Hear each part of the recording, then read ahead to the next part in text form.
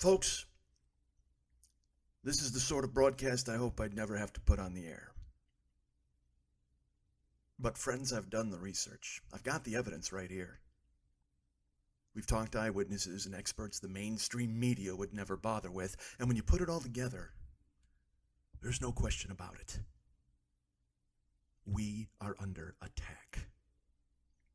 Now, I know you goddamn globalists, you blood eaters, you demons, you international invaders with your George Soros and your Snopes and your supposed fact checkers will say, "Oh, Alex is so crazy. He thinks everything is a conspiracy." Well, guess what? It is. It's a false flag conspiracy to take our guns, just like Hitler, just like Stalin, just like Fidel Castro down there in Cuba. So you can think I'm crazy. You people make me sick. You live in a fantasy, delusional world. You watch your TV. You ignore the terrible reality. You ignore the facts that I bring you. You don't understand that your TV is watching you. That computers are going to decide if you live or die. That they're putting chemicals in the water that turn the friggin' frogs gay. And all of these mind-controlled, false flag patsies, these zombies shooting people on the orders of the demon globalists, are clearing the way. They want to convince you that you're in danger so they can take away your guns. Well, I'm not going to stand for it, you scum. I'm red-blooded. Your plan won't work on me. I'm not a slave. I've broken the conditioning. It doesn't work on me. I'm primitive. I'm real. Wake up. It's a war. They're selling baby parts. It's all a false flag. Hi, everybody.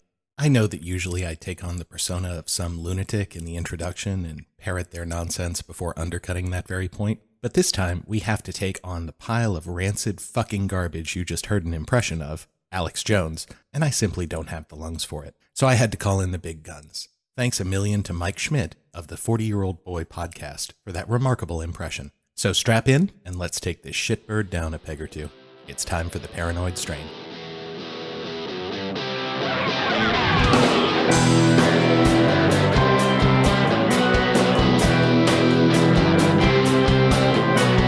Paranoid strain.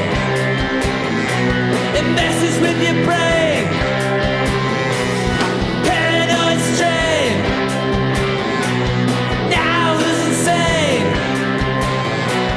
Just because they're after you doesn't mean that it's not true. Paranoid, paranoid, paranoid, paranoid, paranoid. Hello again, and welcome to the 7th episode of the Paranoid Strain, the show where we try our best to explain the motivations and misunderstandings behind the conspiracy theories that subtly influence the globe, our nation, YouTube, and your grandpa. I am your host, Fearful Jesuit. No, that's not my real name. I am a man of mystery. If this is your first time joining us, welcome to the party. Our previous episodes have dealt with everything from anti-Semitic books to fringe militias to mysterious imaginary chemical clouds in the air above us. We invite you to dip into the archives and immerse yourself in the weirdness. We also invite you to drop us a line and let us know what you think of the show. You can find us at Paranoid Strain on Twitter, theparanoidstrain@gmail.com for email, or our home on the web at theparanoidstrain.com. We've also got a home on Facebook. Just look up The Paranoid Strain and we'll get you all signed up. Send us a voicemail and we'll more than likely feature your question or comment on the show in your very own voice. This time, our topic is false flags. Just like our previous examination of chemtrails, these represent a confluence of real-world phenomena and total whack-jobbery. The real thing in this case is the usually military concept of pretending to be someone or something you're not in order to sow chaos or confusion among your enemies. The fake thing is the idea that anytime any horrible event happens that doesn't comport with your personal worldview, it can definitively be blamed on your political or ideological opponents. A quick word of warning. Because he's so incredibly important to understanding the modern obsession with false flags, we're going to have to hear from Alex Jones throughout this episode. We are well aware that exposure to Jones' voice can cause blindness, impotence, sterility, scabies, dropsy, Cotard's delusion, Otago mystery disease, and micropenis. Listener discretion is advised. So, let's catch up on how the divergent concepts behind real-life and fake false flags came to be represented by the same term, with a digression into the past. So what the hell is a false flag?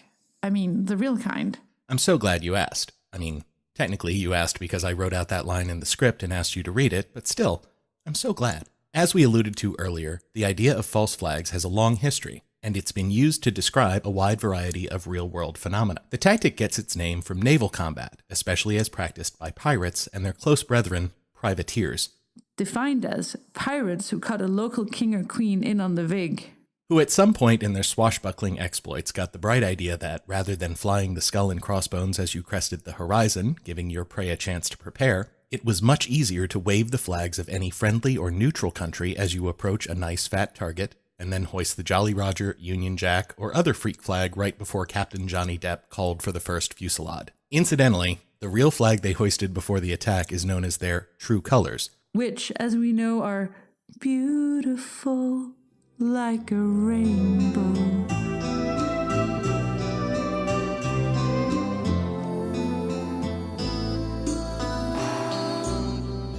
These days, the general definition is something like this. A false flag is any scenario where Group A, seeking to make Group B look bad, dresses up or otherwise impersonates Group B and does something horrendous. Then the leadership of Group A makes loud noises about how horrible the action is and how it demonstrates that Group B are real assholes. And that therefore we should arrest, bomb, invade, conquer, or otherwise suppress those nefarious Group B motherfuckers. It's easy to see why false flag operations, as defined above, would be tempting for many a government or military facing unrest at home. Sure, we suck, but look how terrible these other guys are. Properly executed, a false flag could gin up unwarranted support for an unpopular government, a wrong-headed policy, or an ethnic hatred. So let's take a tour through some of the great false flags of history. Just because they're after you doesn't mean that it's not really true. Paranoid, paranoid, paranoid, bring it home. Paranoid, paranoid, paranoid, Thank you. Thank you very much. Incidentally, while one might think at first blush that the legendary Trojan horse would be our starting point, it's not really a false flag in the classic sense. It's certainly a military deception, but the Greeks never pretended to be Trojans in this operation. They pretended to be gone. Now, if they had put a flag on the horse, blamed the whole sneak attack on the Spartans, then you'd have yourself a false flag. And a pretty rad-looking horse. Over the next couple dozen centuries, there were a bunch of incidents where an army dressed up as their enemies and did some dastardly shit or another, especially in Europe, where a strict round-robin system required each fiefdom to start a new conflict twice a year or risk losing their draft picks next season. But because most of you probably weren't history majors, and therefore glaze over whenever anyone starts waxing rhapsodic about 18th century Russo-Swedish military feints, we're going to skip forward to a big ol' uniquely American 19th century false flag that you've probably never heard of, the Mountain Meadows Massacre. These days, the Church of Jesus Christ of Latter-day Saints, also known as the Mormons, are about as American and unthreatening as former presidential candidate and current 2% milk impersonator, Mitt Romney. But there was a time when the Mormons held a similar place in the fevered imaginations of fearful Americans that Muslims play today. The fact that these religious weirdos, Those fearful Americans' thoughts, not ours. believed in multiple wives, that Jesus came to the Americas after coming back to life in the Middle East, etc., didn't help. And neither did the fact that the Mormons seemed no more interested in peaceful coexistence with their neighbors than the rest of America was with them. This had led the Mormons, after a series of persecutions that drove them gradually west, to move to the Utah Territory, where their sheer numbers made them the de facto governing majority. Still, the threat that the U.S. government, in its relentless expansion westward, might send the army to subdue those they still saw as dangerous cultists, kept Mormon leaders on their toes. In addition, a wave of religious fervor had led many to believe that in order to expiate the sins of those who wouldn't accept Joseph Smith's teachings, essentially all non-Mormon white Americans, whom they referred to as the Gentiles, it might be necessary to shed their blood. This was not a great combination of factors and helps to explain the situation that befell the Fancher wagon train after it continued west from a brief stop in Salt Lake City. What happened, as detailed in John Krakauer's truly superlative history Under the Banner of Heaven, was that the Fancher group was attacked by what initially seemed like a raiding party of the native Paiute people. And in fact, it was a group of Paiutes, but they had been encouraged, armed, and joined by a group of the Mormon territorial militia known as the Nauvoo Legion. The white guys painted themselves up to look like natives to blend in, taboos against cultural appropriation, and massacring wagon trains for that matter, being rather different then than nowadays. Krakauer notes that precisely how high the approval for this raid went in the Mormon hierarchy is still in question. Raid leader John D. Lee stated he received his orders from the mayor of Cedar City, but Lee also believed that those orders came from higher up the food chain, from General George A. Smith, a cousin of the religion's martyred founder, or even Brigham Young, the second prophet himself. Regardless, on September 7, 1857, the Mormons and their Paiute pals attacked the Fancher party. The Fanchers fought back, leading to a stalemate that obtained over several days, until the Mormons sent an emissary to tell the wagon train's members that they had convinced the natives to give them safe passage away from the battle. These were, of course, the same folks who had been pretending to be natives to attack them in the first place. And then, glossing over a great deal of horror, the attackers slaughtered over 120 unarmed members of the Fancher party, men, women, and children, leaving only those kids under the age of 5 who presumably wouldn't remember enough to report on what the Mormon attackers had done. When it was all over and the dead were half-heartedly buried, Krakauer relates Lee's recollection. Then the overseers of the massacre reiterated the necessity of always saying the Indians did it alone and that the Mormons had nothing to do with it. It was voted unanimously that any man who should divulge the secret or tell who was present or do anything that would lead to a discovery of the truth should suffer death. Obviously, that little omerta pledge didn't quite work out. The fact that you're hearing about it now means that keeping their little false flag "it was Indians, not us" massacre secret wasn't as easy as the perpetrators hoped. But it does a lot to demonstrate why the idea of executing a proper false flag would be tempting. If it had worked, they would have killed a number of their perceived enemies, stolen their possessions, and glorified God as they saw him, all without that evil Gentile government being any the wiser. After all, it's not like the U.S. Army wasn't eager to go after marauding Native Americans. We'll get back to some more all-American false flags in a moment, but let's first take a detour into the early 20th century's greatest false flag hits. Japan. We all know about Pearl Harbor, which wasn't so much a false flag as a really effective sneak attack that 4 years later had become the world's most slow-motion own goal. But less well known among Western audiences is the far more horrific campaign Imperial Japan launched against China in the 1930s.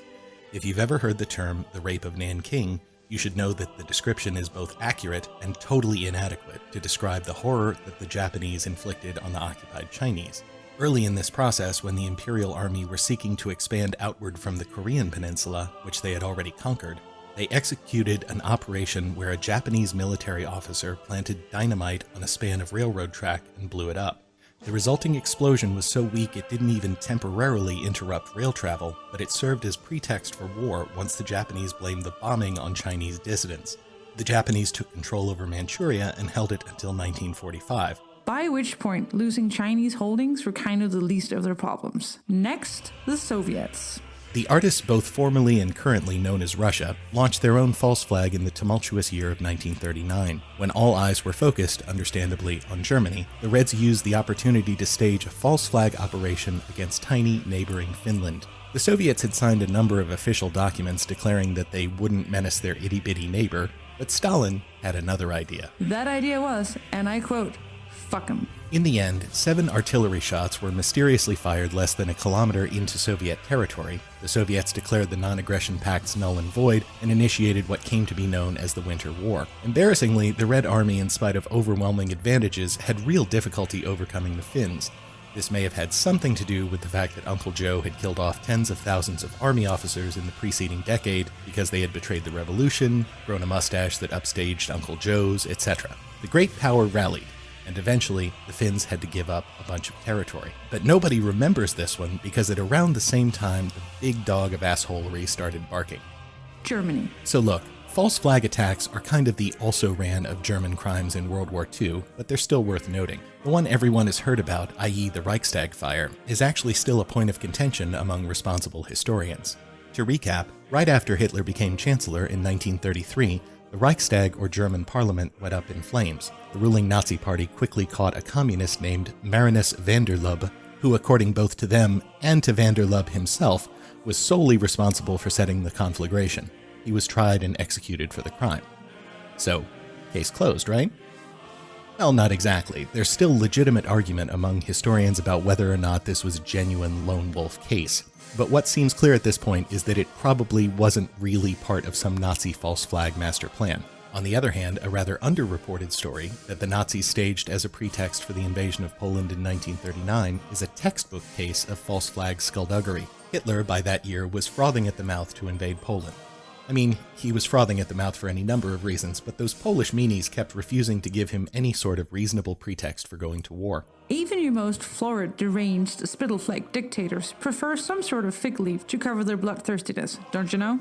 Never one to let the total lack of a genuine threat from his perceived enemies slow down a good mass slaughter, Hitler simply ignored reality and asserted with no evidence that Polish attacks on ethnic Germans in their country were thick on the ground. These baseless assertions, coming as they did from a deranged little man sporting a mustache that looked like his nose shit itself, apparently didn't have the desired effect. So the Nazis ginned up a clandestine operation to get the war going.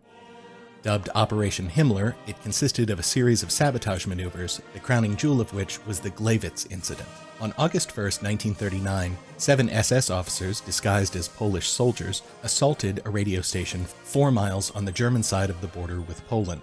As noted by Bob Graham in his article for The Telegraph on the 70th anniversary of the incident, they brought with them one Franciszek Honiuk, a 43-year-old unmarried Catholic farmer. He had been arrested by the SS in the village of Polomia on August 30 and ruthlessly selected as the person who would provide the proof of Polish aggression against Germany. The Germans then, quote, took over the radio station and broadcast a few broken words in Polish announcing that, in fact, the Polish army had taken it over. Their mission accomplished, there was only one thing left to do. Before the SS team left, they shot Honiuk through the forehead and left his body, dressed in a Polish army uniform they had previously stolen, draped across the entrance steps. As the title of Graham's article suggests, many have seen Honiuk as World War II's first victim. What's certain is that he was the victim of its first false flag operation. There are, of course, still fringe groups who insist that Pearl Harbor was at least a semi-false flag. In this telling, FDR deliberately provoked Japan through economic sanctions and other means, and then left the Navy defenseless to gin up support for entering the war after the Japanese made their inevitable attack. But the support for this is weak at best. But the real history of deliberate, conscious, fully documented American false flags begins in earnest with the Cold War. The surprising thing is that, as fucked up as the first half of the 20th century was, false flag-wise, it doesn't hold a candle to the skullduggery that happened once the US and Russia emerged as the post-war's only remaining superpowers, eyeing each other's every act with suspicion and with the constant fear that open hostilities would lead inevitably to nuclear conflict. Both sides turned to proxy wars and clandestine operations as the best means to achieve their geopolitical aims. We'll come back to a truly horrific modern false flag operation that may have been perpetrated by Vladimir Putin's Russia a little later, but since this show is aimed at explaining why so many in the West generally, and the US particularly, think every third news story is a false flag, we're going to focus on the actions of the US during the Cold War and see how they paved the way for public cynicism about our government and its clandestine service, the CIA.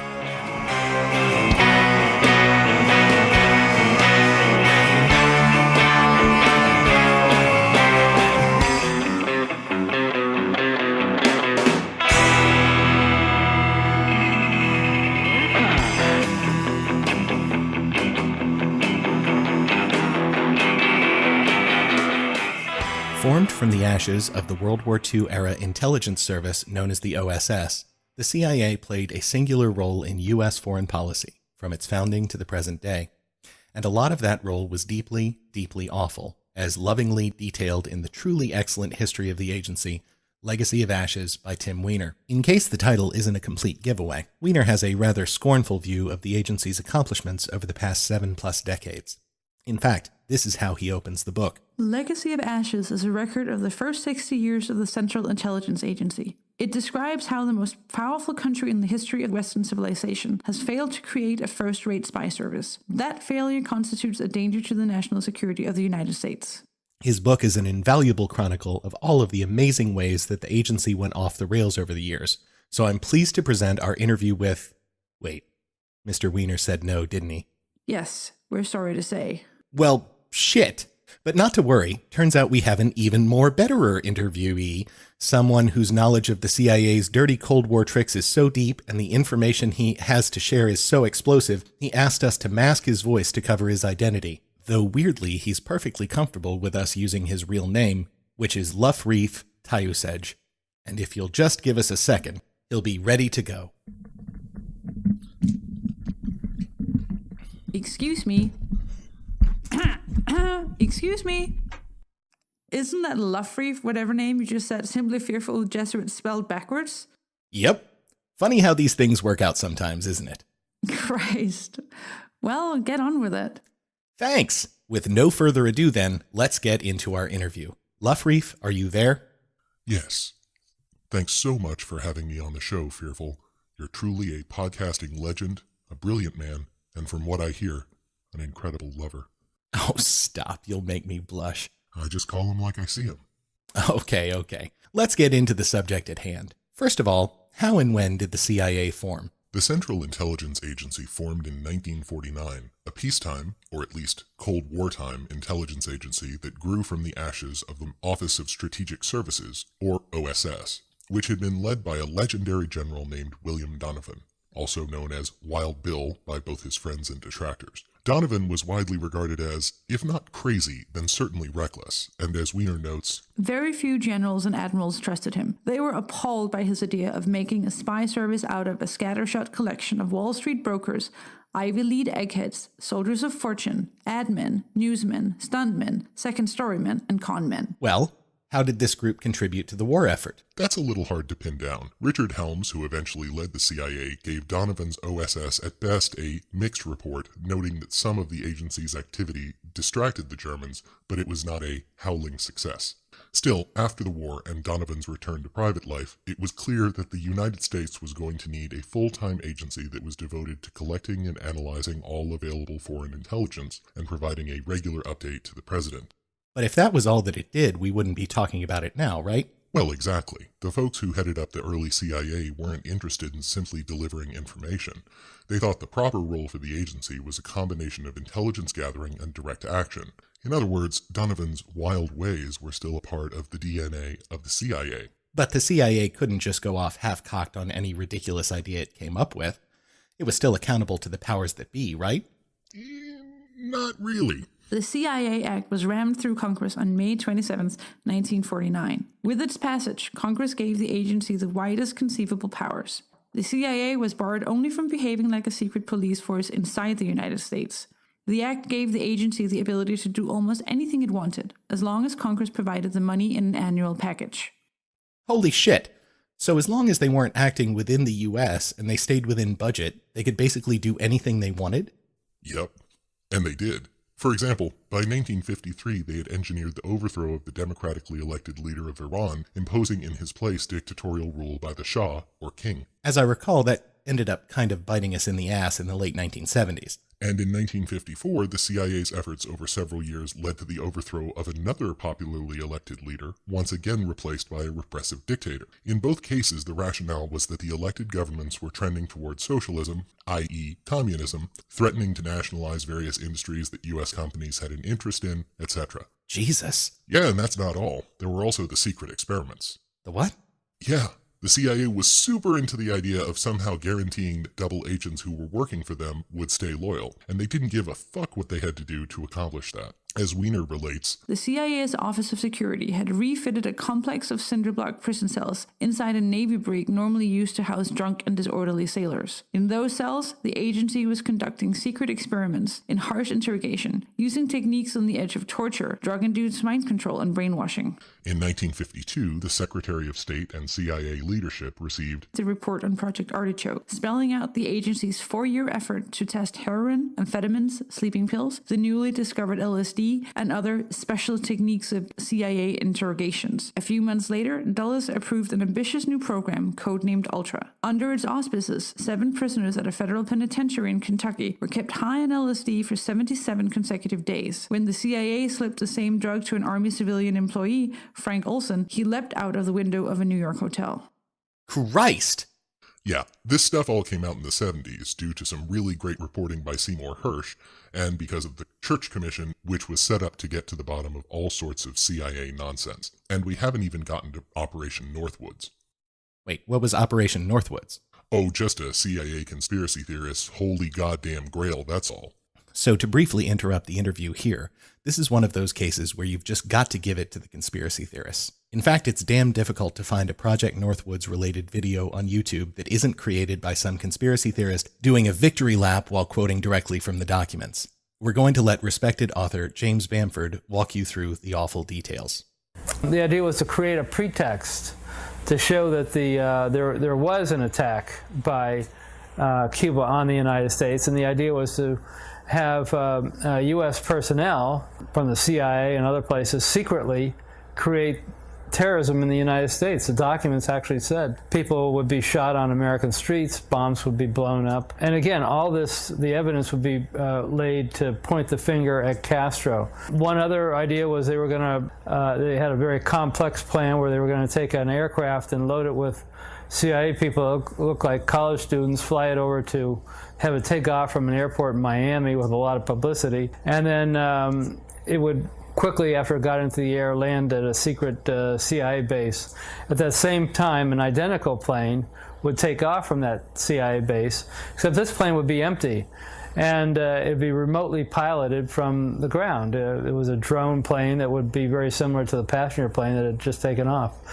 And once the plane was over Cuba, there was going to be a tape recorder that would have played a distress call into a microphone saying help were being shot at, and a few minutes later, once the plane was over the Caribbean Sea after it passed over Cuba, somebody would have pressed a button on the ground, blowing up the plane, and they would have blamed Cuba for killing a plane load of American college students. John Glenn was going to go into his first space mission around that same time, and part of the plan was that if Glenn's rocket accidentally blew up on liftoff, they were going to plant evidence making it look like that it was Cuban sabotage that blew it up. These were all outrageous plans. They made their way all the way up to Secretary of Defense McNamara. Actually, the plans were all signed by all members of the Joint Chiefs of Staff, and then they went up to McNamara, and McNamara rejected the plan, and that was the end of it. So it never got put into effect, but the fact that you can get all the members of the Joint Chiefs of Staff, the senior military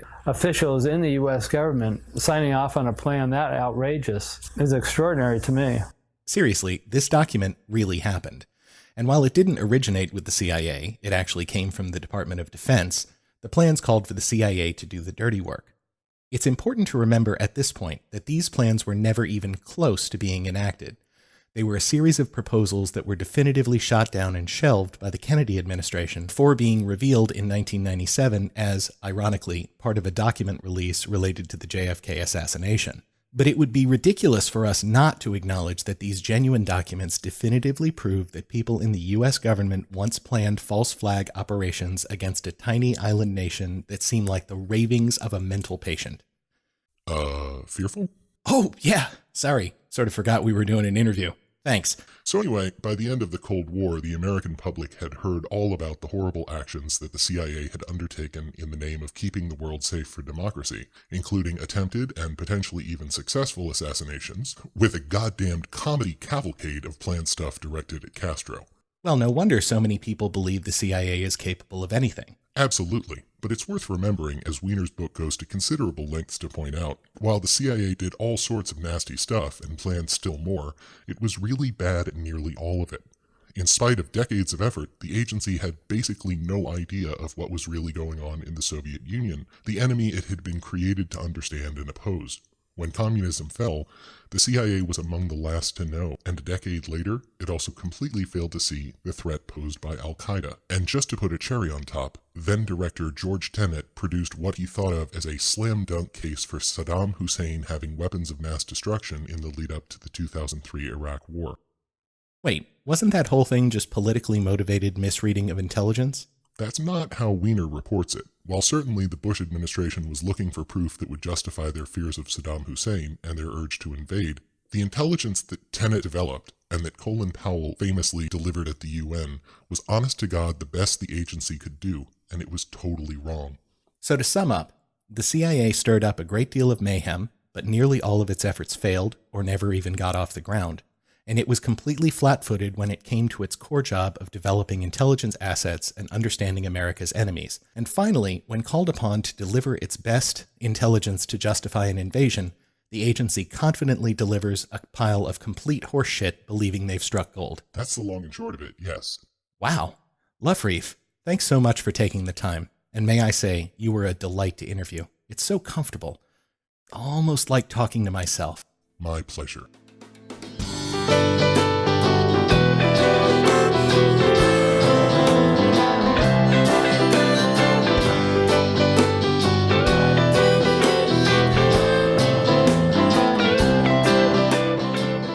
So we've spent a lot of time laying out an airtight case proving that false flags are a real thing, and that governments can and do engage in them for a variety of self-serving reasons. Also, it's perfectly clear that some of them work out and many of them don't. After all, keeping a conspiracy secret is hard. Ask Richard Nixon. Therefore, I shall resign the presidency effective at noon tomorrow. Back when the country found out about the heinous shit the CIA was pulling in the name of making the world safe for freedom, there was a sense of disillusionment that is hard to overstate. It turned to a righteous fury that fueled a number of positive developments in the post-Watergate 70s, including the Church Committee hearing. But it also provided the more paranoid among us with a convenient, totally plausible new boogeyman on which to hang their most evidence-free suspicions about the secret powers that truly rule the world. For more detail on this mindset, see episodes 2, 1, 3 through 5. Oh hell, basically everything we've ever done or ever will do, world without end. Amen.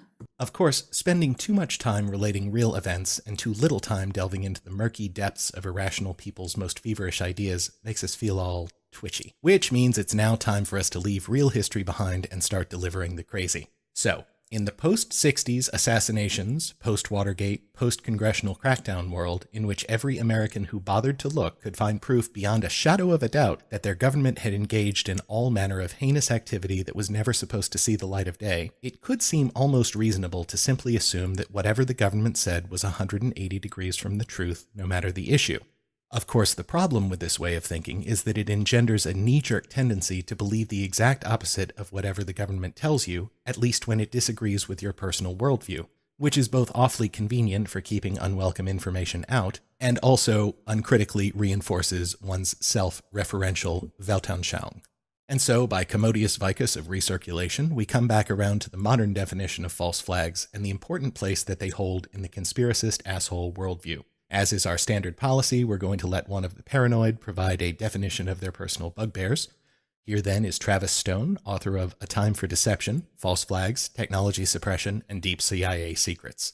False flag deception is a clear and specific act of self-inflicted violence or terrorism against one's own country, which is then blamed on a desired enemy. The intended result is increased public support for an attack against that possibly innocent enemy. Okay, that's a pretty good, concise definition. So taking this as our... Oh, sorry, you weren't finished. False flag is about blame. False flag is about fear. False flag must be horrific. False flag is self-inflicted. And false flag is about achieving public and political support. This suggests that modern false flag deception, if envisioned or used, is clearly a product of corporate influenced military leaders. Anything else? An age-old scheme that follows false flag operations is well poisoning. The internet has revolutionized well poisoning, where the true stories are now immersed in a sea of crazy stories. Well poisoning taints the true stories with the crazy brush, spawning hesitation, discredit, and ultimately doubt, which reinforces the original false flag story as the truth, leading to an effective deception operation. Okay, I think she's finished.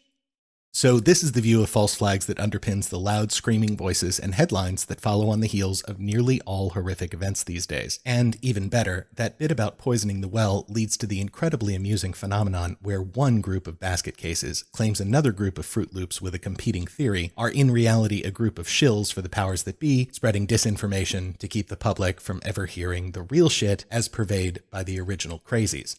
And of course, this assertion is then aimed back at them by their lunatic opponents. It's a crazy snake eating its crazy tail. It's kind of delicious. Can we provide examples? Oh, we're so very happy you asked. Consider, if you will, two voluble, self-styled truth-tellers whose personalities and political beliefs could not be more opposed. I speak, of course, of Alex Jones and Kevin Barrett. The former is likely someone you're already quite familiar with. Jones and his online InfoWars empire have made headlines in recent years for a variety of reasons, not the least of which is the fact that they are huge fans of the current president, providing him with both full-throated support and a nice supply of unlikely but politically convenient conspiracy theories. Kevin Barrett is almost certain to be an obscure figure to you, unless you happen to be a 9/11 truther. Or have a totally unhealthy obsession with 9/11 truthers. But he's an undistinguished academic who rose to prominence first by becoming one of the loudest WTC attack skeptics, and then by turning his attention to a variety of other baseless assertions about government cover-ups. The thing that binds these chuckleheads together is their knee-jerk assumption that every violent, shocking event that happens in the Western world is, in some way or another, a false flag. But the thing about false flags is they're by definition designed to be hard to identify. Those that we've found out about were mostly either obvious fuck-ups, eventually disclosed by the offending government or group,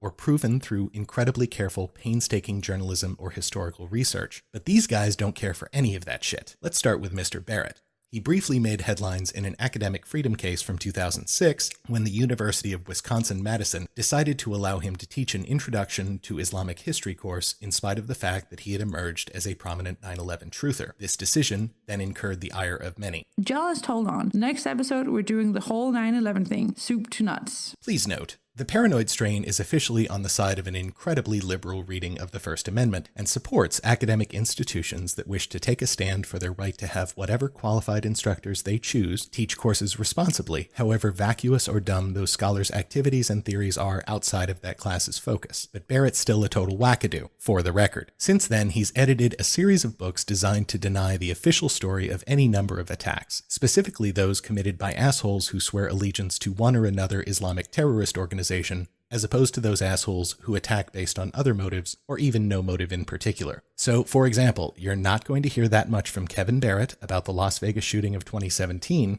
but you're going to hear a shitload about Paris, Orlando, San Bernardino, and other incidents. Actually, Barrett did weigh in on the Las Vegas shooting, but only to decry some other loonballs who were trying to declare that the shooter was a Muslim, which he wasn't. But again, Barrett only tends his particular false flag garden. It's not hard to figure out how Barrett came to be the self-appointed defender of the nuh-uh theory of Islamic terrorism. He, like many, was disturbed by the spasm of anti-Muslim violence that flared in the wake of 9/11. In fact, as an adult convert to Islam, he had even more of a stake in opposing it than most. However, instead of concluding that he should use his knowledge of Islamic history to educate the public on the context and explanation for these attacks, he took option B. Option B, here defined as simply asserting that every attack that's launched against a Western country from 9/11 to yesterday, and that could possibly be attributed to any Muslim for any reason, is ipso facto a false flag event. You may think we're exaggerating here, but seriously, every major attack. Including, again, 9/11 itself. And again, wait for next time.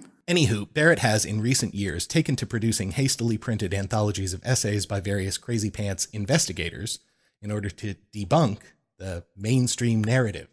And yes, there were air quotes all over that last sentence. Now, on the other side, we have Alex Jones, the official Paranoid Strain nominee for person with the worst influence on the world who hasn't technically committed a crime. Jones is happy to declare every mass casualty incident a false flag, but his worldview clearly separates those into two camps. Here he is, for example, talking about the Orlando nightclub shooting, an event that was perpetrated by a Muslim. The attacks in Orlando were a false flag terror attack.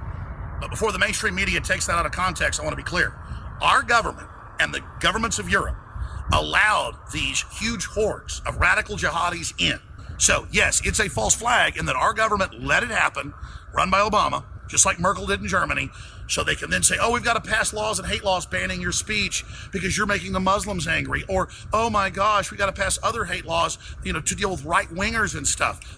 And we need your guns, of course, so you can't protect yourself.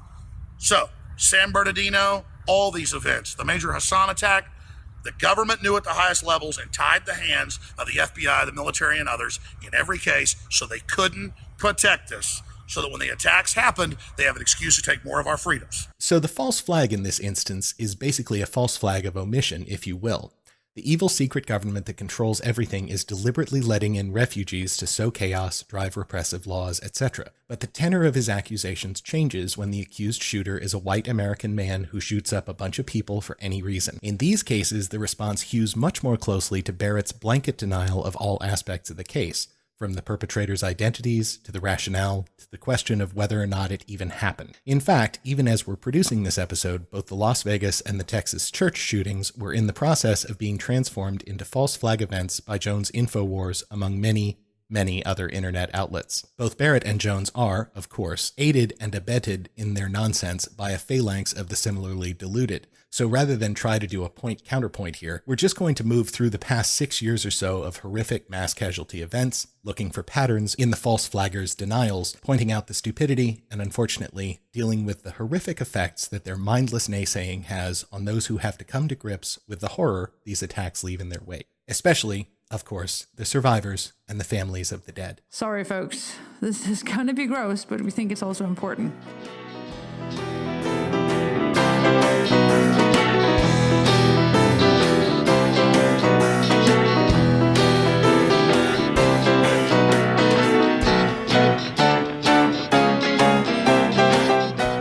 False flag denialism has been popular in conspiracy circles well before 9/11 kicked it into high gear. In fact, longtime listeners will recall the bizarre scene in episode 4 when in 1995, self-styled militia leaders explained to a congressional committee their theory that the government of Japan actually carried out the Murrah Federal Building attack in Oklahoma City. But because we're unfortunately presented with a surfeit of disinformation, we're going to have to pick and choose. So with that, we'll begin with the horrific attack that was executed by an asshole named Anders Breivik in Norway in 2011. Or, at least, that's what they'd like you to think.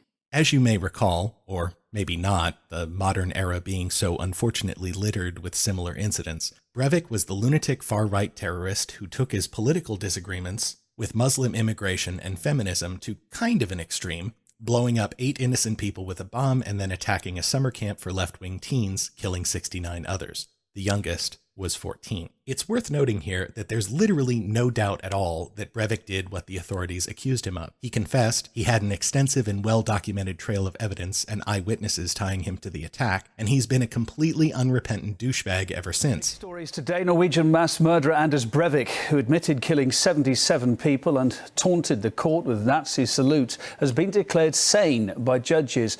He's been jailed for a maximum of 21 years for committing the country's worst atrocity since World War II, with his bombing and gun rampage in Oslo and Utoya Island. But broken down, his sentence equates to just over 3 months for each of his victims. Breivik smirked when he heard the verdict. At the end of his sentencing, he apologized to militant nationalists for not killing more people. He's always insisted. Cue the conspiracy theorists who don't give a shit about any of that. Andrew Culver, author of From Dallas to San Bernardino, False Flags and Conspiracies, ignores the actual fact-based story in favor of an astonishing series of impossible claims allegedly sourced from a mysterious report attributed to the Russian intelligence service, the FSB. According to this story, the attack attributed to Breivik was actually initiated by Britain's MI5 security service and the United States Central Intelligence Agency, CIA, to launch a two-phase attack upon Norway modeled after false flag operations in both Australia and America in the mid-90s. In case you're wondering, those supposedly false flag events were the OKC bombing and the horrific Port Arthur massacre, respectively. The reasons behind this attack, this FSB report states, is a desperate attempt by British, the European Union, and American banking interests to force Norway into their union. Norway is not a member of the EU. In order to loot their sovereign wealth fund of its estimated $1.5 trillion in wealth, without which the entire Western economy may collapse. Quick reality check. 6 years later, Norway's still not in the EU, Britain's leaving the EU, and the US still has absolutely fuck all to do with Norway's sovereign wealth fund. Other than that, of course, this argument makes perfect sense. Oh, and don't worry, Alex Jones was on the case as well. Carried out by Anders Breivik, or Breivik. I am hoping and praying right now that as bad as this is, that this is a lone nut. Unfortunately, all the evidence points towards it being a provocateur event in the mold of countless other confirmed provocateur events that we've seen. Now, how do you sit here and explain to someone how your gut knows that something's an inside job? I mean, there's data that goes into that. But it's thousands of pieces of data and research and history and understanding and timing. If megacorporations running governments are staging terror attacks and framing patsies and creating elaborate backstories or provocateuring psychopaths, as we know they've been caught doing in the past, then we're in a lot of trouble. We were reporting, of course, on Friday from the Norwegian newspapers that there were multiple shooters, as many as 4. We were reporting that he is a Knights Templar high-level Mason. People laughed at us. That's now CNN, Associated Press. This is a very serious globalist event. His close friends say that he'd been disappearing for a while, acting strangely. That they believe, quote, he'd been brainwashed. Of course, it was declassified in '77 that the CIA can take any man, woman, or child and turn them into an absolute, complete mind control slave in less than a year. In addition to his general bloviating, Jones begins delineating what he thinks are the key indicators that something is a false flag. Note, the actual determinant appears to be, does Alex Jones want to blame globalists, the Illuminati, etc. for something that has happened in the news? Also note, the answer is always yes. Indeed. But just for giggles, let's give him a chance to lay out his case. To be clear, I wish that this was not a false flag or inside job. I wish the evidence wasn't pointing that direction. It is a lot more scary to know that it's mega corporations, government networks, intelligence agencies that are clearly involved in so many of these attacks. And because our government and other governments have been caught staging terror attacks before, we have to look at them as suspects and see, are there the standard signatures, the fingerprints, the earmarks? And unfortunately, this has them all. There were drills days before of bombings in the area. That's now confirmed. Reports of multiple shooters on the island. That's now confirmed. CNN, Associated Press. All of these are the earmarks of an operation. Friends of the shooter report that this isn't how he was acting just a few years ago, and, quote, we believe he must have been brainwashed. If you study these false flags, they've had a lot of them where you'll have multiple shooters. A lot of times someone believes they're part of a drill. After the event happens, they're basically drugged up, put on trial, never seen again. Jones also has a special friend who shows up for incidents like these, one self-styled expert with the unlikely name Webster Tarpley. Again, what we've got here with Breivik is a patsy on steroids. This is either a psychotic or a fanatic or a double agent or a mercenary or something like this. He is entirely a creature of NATO intelligence, and this entire event is inconceivable without sponsorship by NATO intelligence. First of all, concerning the ideological profile of the patsy, I mean, one of the main rules in an analysis, as you've shown over the years, is that we don't want to focus too much on the patsy that is being projected through the world media. We want to look for the technicians and the moles that they don't want you to see, because the whole thing is designed to get you to fix it. Yeah, he's all flashy, and the Photoshop glamour shots, the videos, the treatises, it's all a big fat ball of bacon on the end of a hook trying to catch a crawdad. Right, it's like a public relations firm has gone to work for him. He's got publicity photos. It's like a press kit that people have been given for this character. Now, listening to these two reinforce each other's paranoid, nonsensical opinions is highly entertaining if, you're me. Otherwise, it's both tedious and frightening, I'm sure. Aurora, Colorado. Jones also went wall-to-wall on coverage of the Aurora movie theater shooting in 2012. Quick reminder, this incident involved an asshole named James Holmes shooting up a screening of The Dark Knight. Again, this was perpetrated by a white American, and again, this might be hard to believe. It appears this incident was, per Jones, also a false flag. Who'da thunk it? And if you look at the full spectrum of information unfolding right now, 100% chance that the mass murder committed in the suburb of Denver, Colorado, right next to Littleton and Columbine, was a false flag mind control event. My point is that I worked with Watson right before we went live on air. We're doing another article right now breaking down the 10 points that directly link this to false flag, because there's at least 10 of them. And this is where the shadow government is based. We also get to hear from Alex Jones, movie critic, in this clip, which is a real treat. From back in earlier in this month, when I put a review out, 3 weeks ago or so, of The Dark Knight.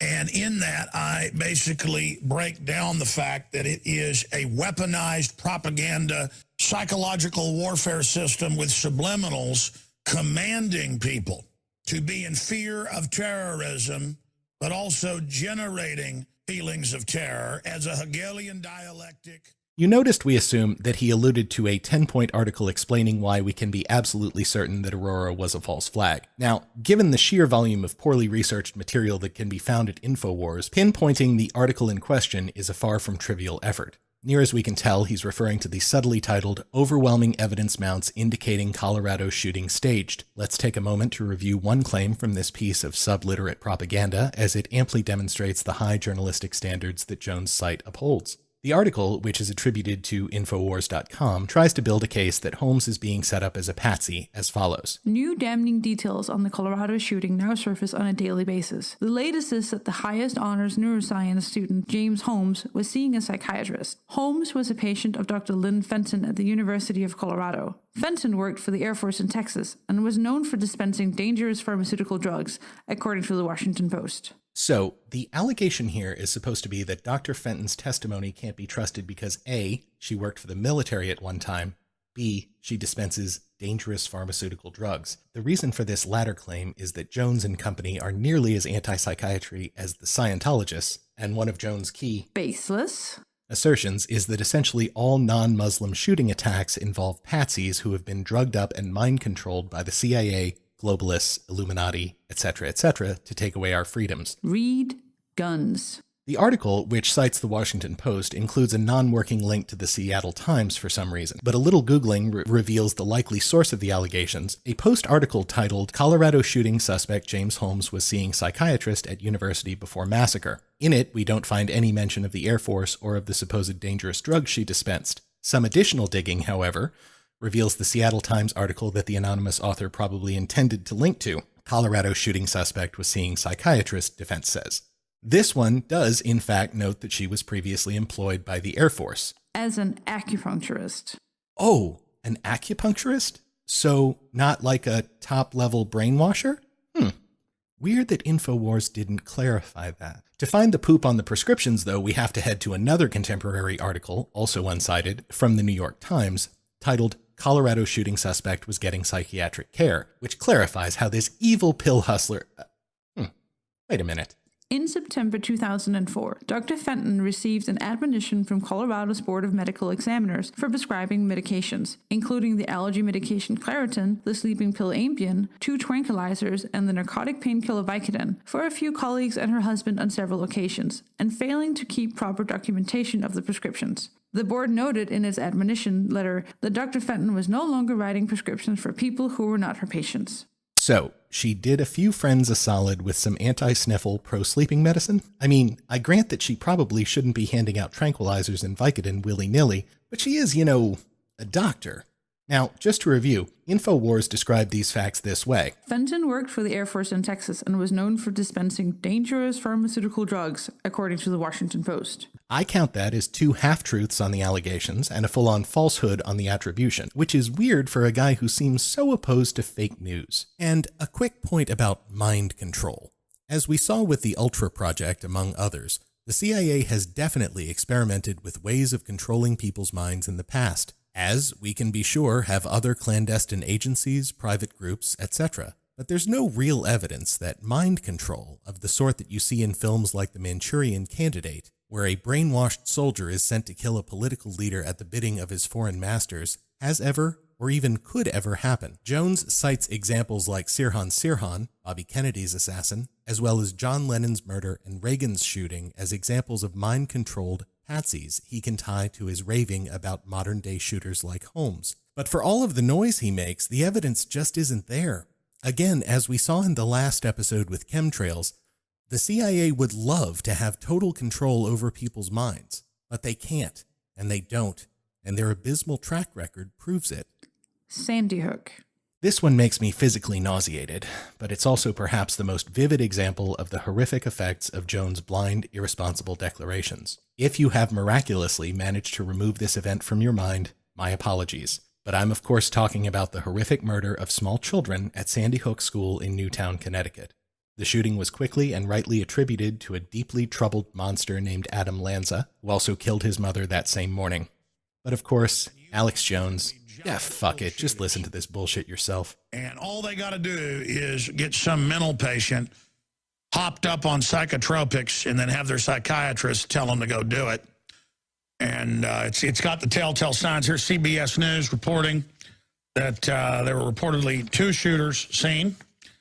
And the Atlantic Wire is also reporting that. Well, I personally witnessed some really weird stuff going on today. They bust all those kids out of there. I don't know when they arrived, but I find it very odd that this shooting goes down and they bust all those kids out of the high school. Number 2, you look at the... wait. I mean, be specific, because more than half the school was not there at Columbine. 127 bombs were planted. There were multiple shooters. All that came out, but it was later, so people don't know. That was a government operation. So much evidence, I don't have time to go into it. People that want to research it can.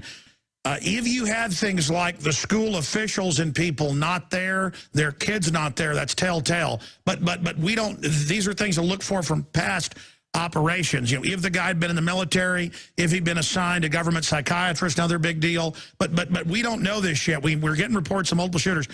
What you do is you send in one drugged up person, dressed the same, and then your people go in and shoot everybody, and then, but you have the video of that other guy who thinks they're part of a drill, and that's why they can use these school shooting drills where they're unannounced, where they come in and scare everybody with guns and say, remember, they've had them where they say, we're the militia against public school. That's usually the federal drill, and the schools get in trouble with parents, and they say, well, we were just going with you know, the federal guidelines. So they'll use people that they get to be part of the drill. They'll shoot real people, have the mercenaries go out the back door, kill the people that were part of the drill, and then you've got your school mass shooting. And that's how they did Columbine as well. Harris and Kleinbold were making a film about shooting everybody at the school. They'd done it before, sanctioned by the school. The new thing, the videos, all of it was part of the film they were producing. It was the same thing for the bombers on 7/7 in London, and that all later came out that MI6 ran that. What it's come to, and Alex, I'm telling you, man to man, if this guy came in and it was a lone shooter and he has to reload his gun, 27 people, I hate to say I'm a cob here, but 27 people, that's a lot of people to be shooting. His gun would have had to run out of ammo. I know you. I know me. If that, you know what, ran out of bullets, I'd be jumping on him and trying to kill him. I mean, listen, I'm not bragging saying I'm a tough guy. I've had people pull guns on me 3 times, and every time I took the gun away from them and pistol whipped them. And I'm not bragging. I mean, that's what I did. But thank God I'm alive. I know I've got guardian angels.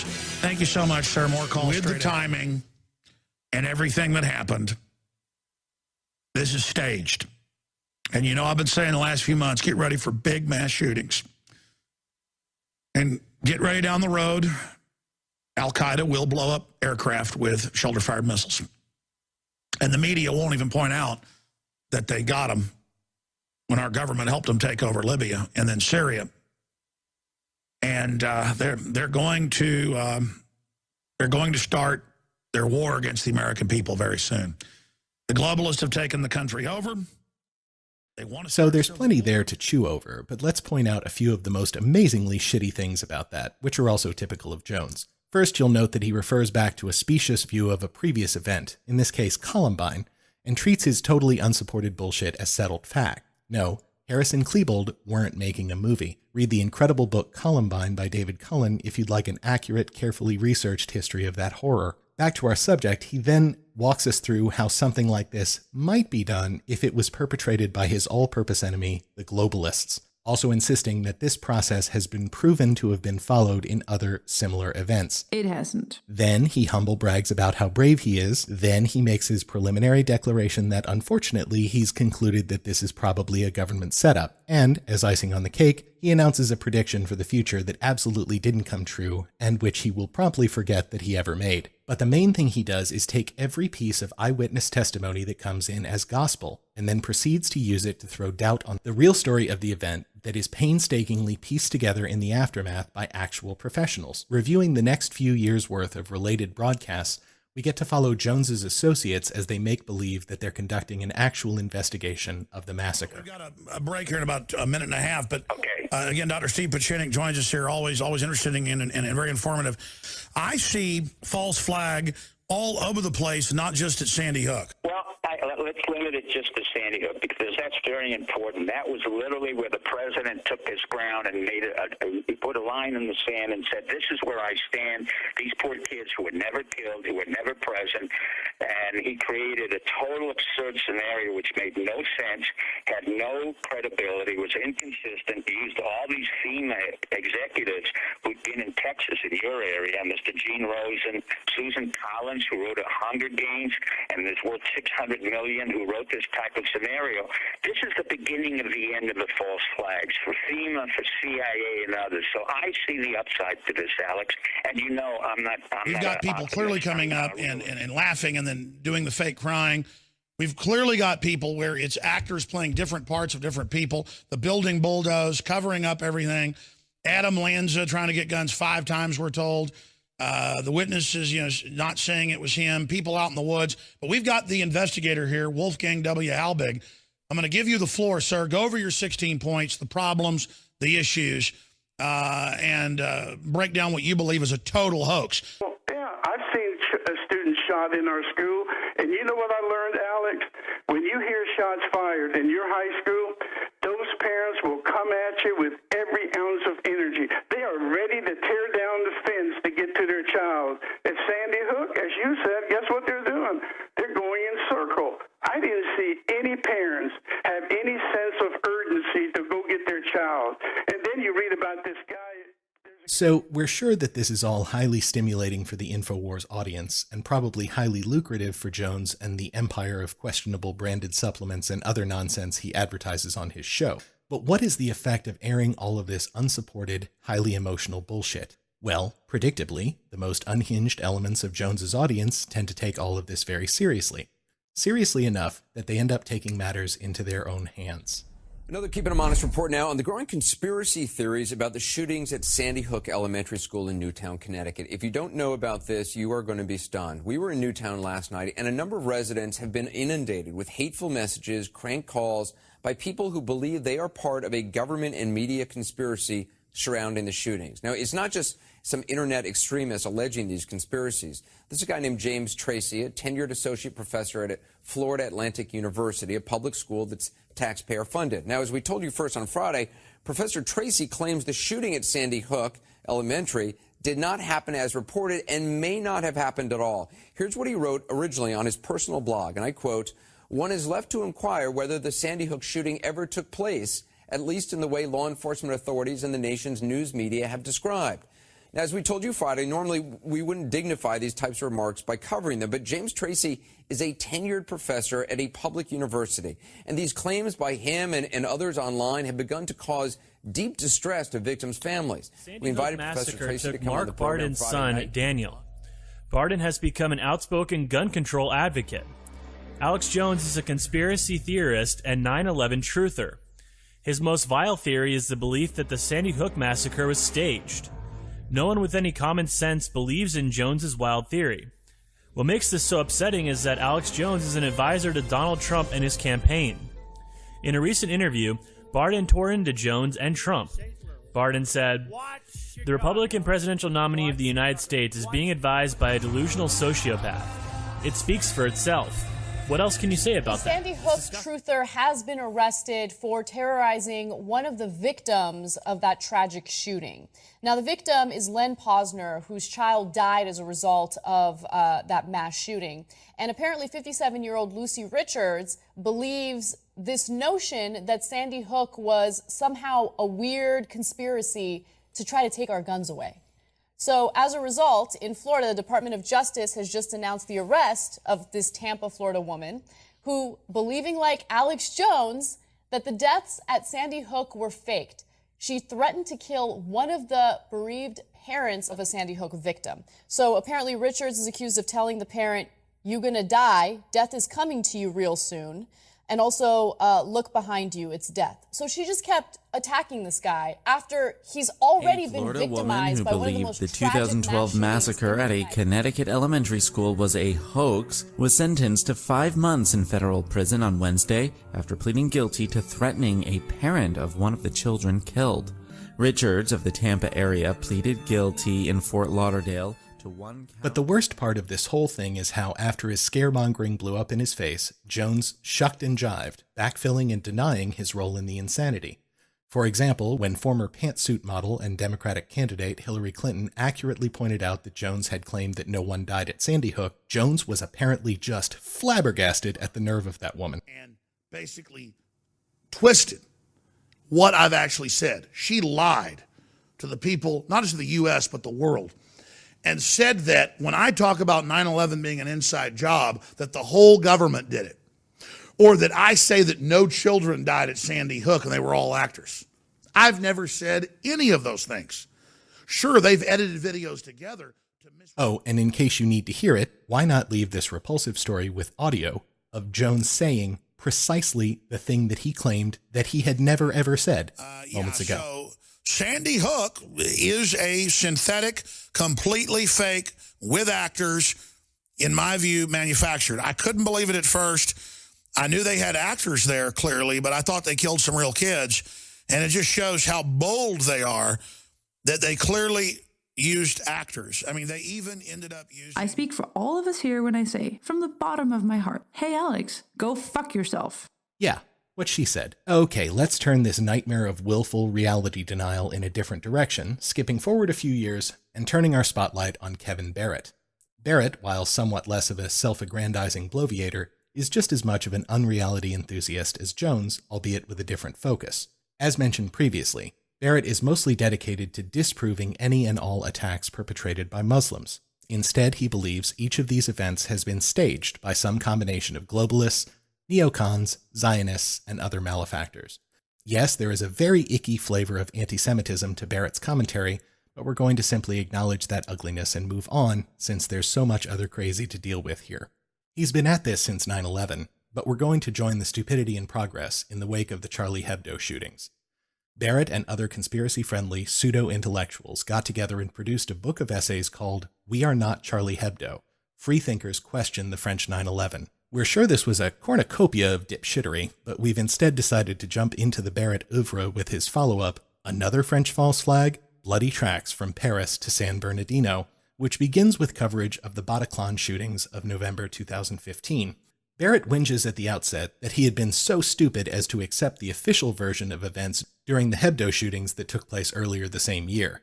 This time, though, he didn't buy the official story from the jump. Quoting his own notebooks from the moment he'd heard of the attacks, this brave truth-teller has it all laid out. Since we now know the Charlie Hebdo attack was a Gladio II false flag by the usual suspects, NATO, hardliners, and Zionists, can we safely make the same assumption about these new Friday the 13th Paris atrocities? I think we can. The first question, as always, is, who gains? And the answer, as always, is authoritarian insiders, Zionists, militarists, Islamophobes, New World Order out of chaos freaks. Well, that settles that. By the way, Gladio II is a made-up thing based on a real thing. In this case, Operation Gladio, a NATO operation that created armies designed to stay behind and fight should Europe be invaded by the Soviet-era Warsaw Pact. Gladio II is a current-day yet entirely non-existent version of the same thing that, of course, is designed to further the interests of the hobgoblins that infest Barrett's mind. Barrett is also quick to reassure you that he's definitely not a conspiracy theorist. See, in his opinion, if he were a conspiracy theorist, he would suspect that the timing of the Paris attacks was based around the fact that he, himself, was leaving the city for a month. So since he only sort of believes that, he's totally not a conspiracy theorist, you guys. Okay, dipshits, let's hear your imaginary evidence that the Bataclan attacks, and for that matter, the attacks a month later in San Bernardino, are false flags. Well, first off, the attackers could not be aligned with ISIS because that is a fabricated synthetic terror group, not a real Muslim group. Created by the very powers that be in Western countries who are waging the war on terror. An essay in the same volume by Brandon Martinez baselessly asserts, the West created ISIS to help Israel. The ISIS phenomenon itself was deliberately cultivated by Western powers as part of the lunatic bid, primarily in the interest of Israel, to depose Syria's resilient President Bashar al-Assad and bleed the Arab country to death. We're not going to bother further with this ISIS attribution stupidity. What else you got? Basically just a bunch of bold assertions and just-so stories. Let's hit a few highlights. Barrett asserts, with no evidence, that Muslims would not attack the victims of Paris and San Bernardino, concert-going liberals, and those who help the disabled, respectively. In fact, he asserts that unless and until Muslim terrorists attack Dick Cheney, Donald Rumsfeld, and the rest of the folks he blames for stirring up anti-Muslim sentiment, all other attacks blamed on Muslims are fake. Or to quote the man directly, based on what we know of other events such as 9/11, I think it's fair to assume these new events are probably false flags and put the burden of proof on the authorities and mainstream media to prove they aren't. This, the concept of proving a negative, is the last refuge of every irrational, self-satisfied dumbass throughout history. From creationists to flat earthers to anti-vaxxers. I'm justified in believing my bullshit until you prove it's bullshit is literally the worst way to construct an argument ever created. Seriously, think about it for a moment. No matter what the attack, Barrett believes your first thought should be that it is a false flag, because fuck evidence apparently. Next point. Barrett and co. use the same immediate eyewitness accounts that Jones uses to question the official story. In this case, he focuses on assertions that the assailants in both Paris and San Bernardino were in fact white guys, not brown-skinned Muslims. But here's the thing with that. Eyewitness accounts are notoriously problematic. In fact, experts have questioned whether these accounts should even be used in many criminal prosecutions. There's a famous experiment where viewers watch a video of people passing basketballs back and forth. Half of the people are in white shirts, half in black. The viewers are asked to count the number of passes made by people wearing white shirts. During this video, a person wanders into the midst of the action wearing a gorilla suit. Fully half of the people who watched the video under experimental conditions totally failed to see the gorilla because they were focused on counting white shirt passes. The point of this being, traumatized people escaping a massacre are not the most reliable, detailed witnesses. One particularly germane example of this is the Westgate Mall attack of 2013 in Nairobi, Kenya. As covered by the brilliant podcast Radiolab, eyewitnesses completely failed to understand what was actually going on. Team had access to all the closed-circuit camera footage. Remember, this is a mall. It's a modern mall, so there's cameras everywhere. He's seen it from the beginning to the end of the attack from all those different perspectives. And that according to that footage, everything that we had reported in those first few days was wrong. Wrong in what way? Well, for instance, 10 to 15 terrorists. No, there weren't 10 to 15 terrorists, there were 4. 4? Huh. They also said, okay, you've been reporting this multi-ethnic coalition of Arabs, Kenyans, and Somalis that so many eyewitnesses told you. No, they're all Somalis. They're all Somali ethnicity, all 4 of them. And there was also no evidence that any of the gunmen escaped. That's an enormous discrepancy. But these people aren't lying. Humans are just terrible at recording accurate memories during highly stressful situations. But that doesn't excuse Barrett or Jones taking advantage of these well-intentioned reports to serve their personal conspiracy agendas. Craig Paul Roberts, who totally believes that none of these attacks are actually the work of the terrorists who, committed them, decides to actually have his cake and eat it too, noting, "Really, it is a wonder that there are not round-the-clock real terrorist attacks on Western countries who certainly deserve them." Now, recall that earlier Barrett argued we should consider all attacks on Western civilians to be a false flag because actual Islamic terrorists would only attack government officials specifically responsible for Middle East policy that they disagree with. But Roberts here is saying that if these attacks on civilians were being perpetrated by said Islamic terrorists, which they're definitely not, we would totally deserve them. Other essayists question whether the ringleader of Paris, Abdel Hamid Abaoud, could possibly have slipped past border security. See, Abaoud is quoted in the official magazine of ISIS talking about how God had protected him from detection by border security. Our essayists then question this story. But it's an interview with a terrorist printed by a pro-ISIS magazine. You should probably question the shit out of any claims it makes, right? But arguably the biggest piece of quote-unquote evidence that these yahoos cling to is the fact that there was a terror drill held in Paris mere hours before the actual attacks. And this is actually true. Whoa, fucking smoking gun, yeah? Sure. Wait, smoking gun of what? Let's think about this. Both the Barrett contingent and the Jones people are obsessed with any instance where an anti-terror drill was held by law enforcement in any time frame near an actual attack, because this supposedly adds fuel to the conspiracy fire. But why would that be true? If you're the evil globalists, neocons, whatever pseudonym for the Illuminati or Jews these assholes are using this week, why would you put a bunch of armed law enforcement as close as possible to your fake terror attack? Conspiracists are not honestly super clear on this, but it's apparently suspicious as shit. Is it? Not really.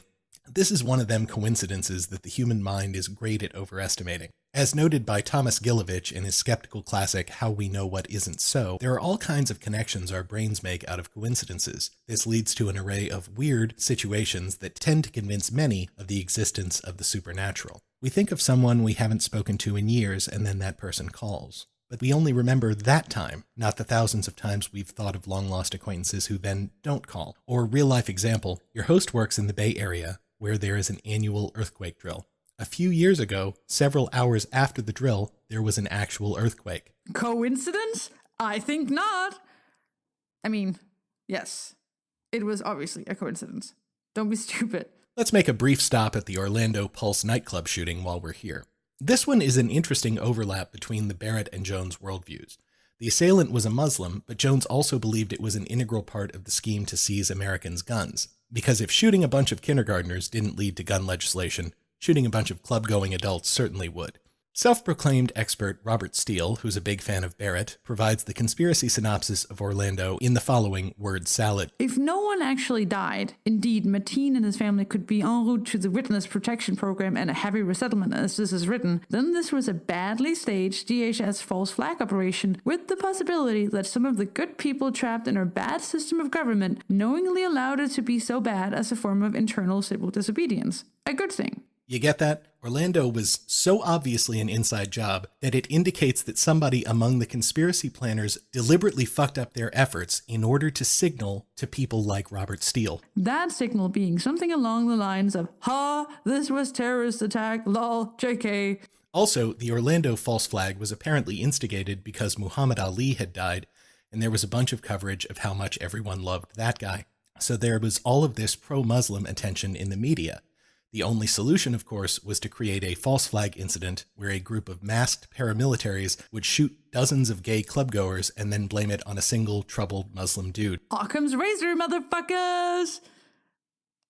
Okay, that's it. I can't do any more of this. Just a tiny bit more. One of our favorite parts of the Kevin Barrett saga is his totally amazing theories about the Economist and numerology. Who discovered that in the Economist, which is the leading business magazine. It's owned by the Rothschild banking family, which is a very big, wealthy, powerful family, as I'm sure you're aware. They had an issue about what's going to happen in 2015.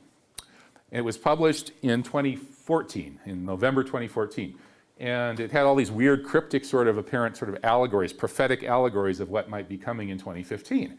One of them was down in the lower right-hand corner, and you can see it there with Alice of Alice in Wonderland fame, standing there next to two arrows with numbers on them. And behind her, over her shoulder, you see La Belle Ferronnière, which is a famous painting of Leonardo da Vinci, which hangs in the Louvre.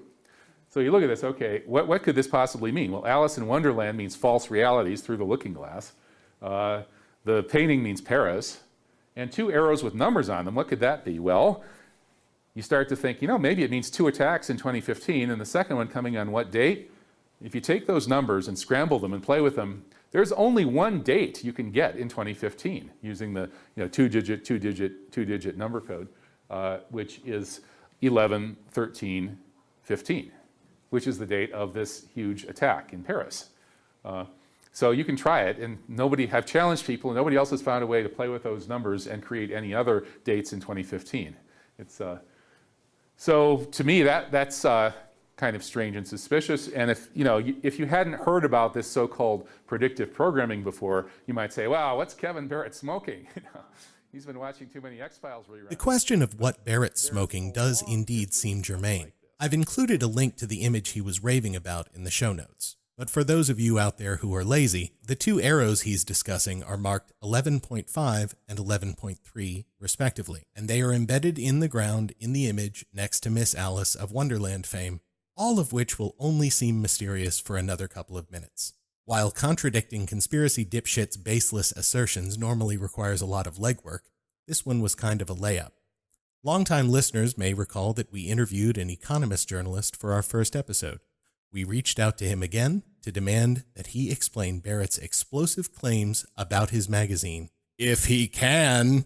LG Sweet, you are the first ever Paranoid Strain 2-time interview subject. How do you feel about that? I feel pretty good about it. In fact, I think I was the first ever interviewee, or is that not correct? Don't let it go to your head, but yes, that is correct. The reason that we are contacting you is because noted super genius Kevin Barrett has a theory about The Economist, which my listeners will just have heard a little clip of. Could you explain, to the best of your understanding, what this theory is and how it connects to the Paris attacks of 2015? Right. So I've watched the clip in question, and apparently the magazine The World in 2015, which is an annual publication we do at the end of 2014, we published The World in 2015 with our predictions about the coming year, and your friend seems to think that we signaled our planning of the two attacks in Paris in 2015 via a picture of Alice in Wonderland, a painting by Leonardo that hangs in the Louvre, and two arrows in the ground with I think 6 numerals on them, and that signals through the looking glass we're going to have an attack in Paris, because that's where the Louvre is, and these numbers, if rearranged, spell the date of one of the two attacks, but the two arrows also signify two attacks, although we only signaled the date of one of them for some reason. And that this was done by The Economist, which is owned by the Rothschilds, as the gentleman said. So that's my understanding of his theory. The Rothschilds pulled these kind of attacks off, and they own The Economist, and they used The World in 2015 to signal what they were planning to do. Barrett makes a brief but clearly, to his mind and his audience's deeply meaningful statement that The Economist is owned by the Rothschild family. Is that true? No.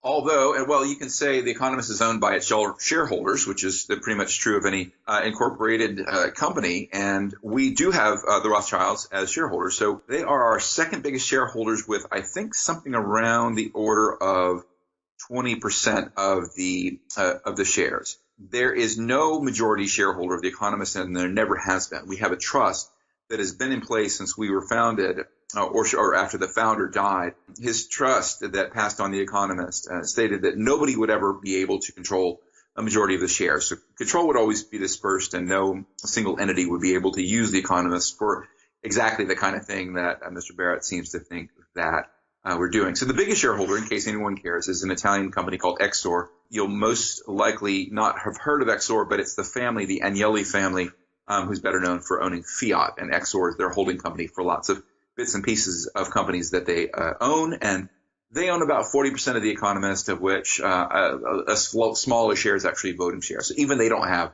as much as 40% of the votes, and the Rothschilds most certainly don't. What they do have is one person who was on the board, Linda Rothschild. She's American, actually. She married into the family, and she was on our board for a time, and now she's not. So, no, the Rothschilds do not own The Economist. Or that's what they want you to believe, right? Right. I'm of course part of the conspiracy. So everything that I say should go with the asterisk that I am clearly going to tell you what the conspiracy is telling me to tell you.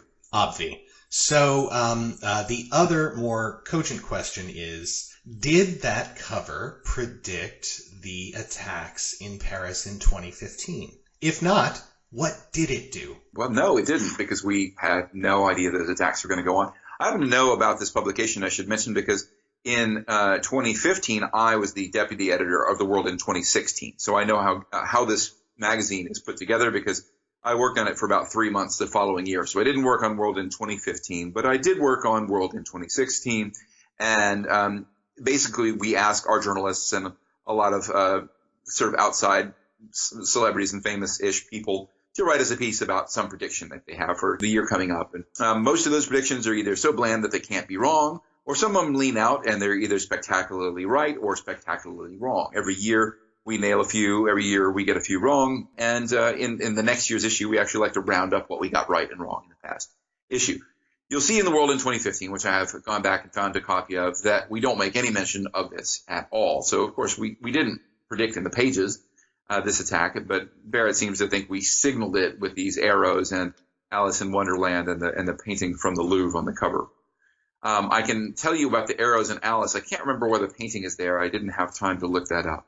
But Alice in Wonderland is on the cover because it was the 150th anniversary of the publication of Alice in Wonderland. We had a Culture article about exactly that. So the reason Alice in Wonderland is there is not to signal that you're now through the looking glass, people, but just because we had an article about the actual literal Alice in Wonderland. The two arrows are a fun fact that are really going to make you think we were having a conspiracy, because there are some numerals on the arrows which Barrett reorders to come up with the date of one of the two Paris attacks and says, this is obvious proof that we knew when this was going to happen. As a matter of fact, those arrows were related to an article inside the edition on China's growth targets. Every year the Chinese government says we're going to target GDP growth of about 9% a year, or 8.6 or 10.2. And we had an article about their growth targets in there. And that article was illustrated with a bullseye and various arrows with different numbers on them for the targets that the Chinese Communist Party had in the years past. And so we took those two arrows for, I think, the current year and the next year and put them on the cover. Only between the finalization of the cover and the finalization of the article inside, the targets actually changed so that the numbers on the arrows actually don't match the copy in the article in the China section of the magazine, so that you'll find that if you want to be paranoid about it, what are those numbers doing there? I've just told you the actual story, which is they were the old numbers that became out of date after the cover was closed. But if you want to rejigger them and come up with something else, you're of course welcome to do that. Okay, so can I, before we go, congratulate The Economist on arranging it so that China's preliminary growth targets would allow them to embed this secret message about a future event, and B, to arrange it through some sort of time machine, I assume, so that Lewis Carroll published the book 150 years before, so that you would be able to signal all of this to Kevin Barrett and his followers. Yeah, it was a pretty boss move, I thought, to pull all those things off. Not many publications are thriving and so influential as The Economist these days, and now you know just exactly how influential we are. LG Sweet, thank you very much for being our second time interviewee, and I think we can both look forward to the point when some lunatic cuts just the piece of audio where you and I pretended that the conspiracy was real and turns it into the beginning of a new conspiracy. I will look forward to that day. There's apparently a whole cottage industry in dissecting the world in 20X every year, so there's a whole ton of YouTube videos about this publication. I didn't know we were that famous. I'm kind of flattered. So we will inevitably talk about this again. Great.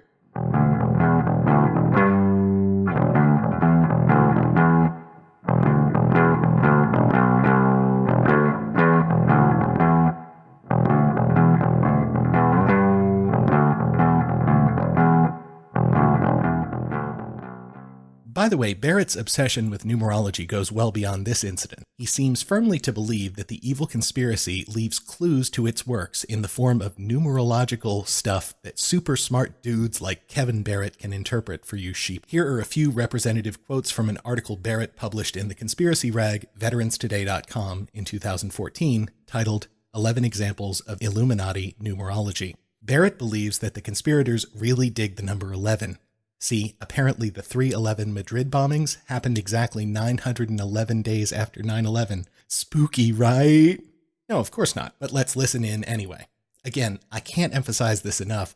Barrett actually thinks these represent believable evidence. The New World Order banks was introduced to the euro on 1/1 of 1999. Note that the digits 999 are not just 666 upside down. They also contain 99, which is a multiple of 11, and not just any multiple. 1/1/1999 does seem to bear an uncanny resemblance to 9/11. Y'all, that was the first piece of evidence he published in this article. That was the point he was using to construct his whole goddamn argument. Dear God, do I love how crazy this guy is. Construction began on the Pentagon on 9/11/1941, exactly 60 years to the day before the big human sacrifice.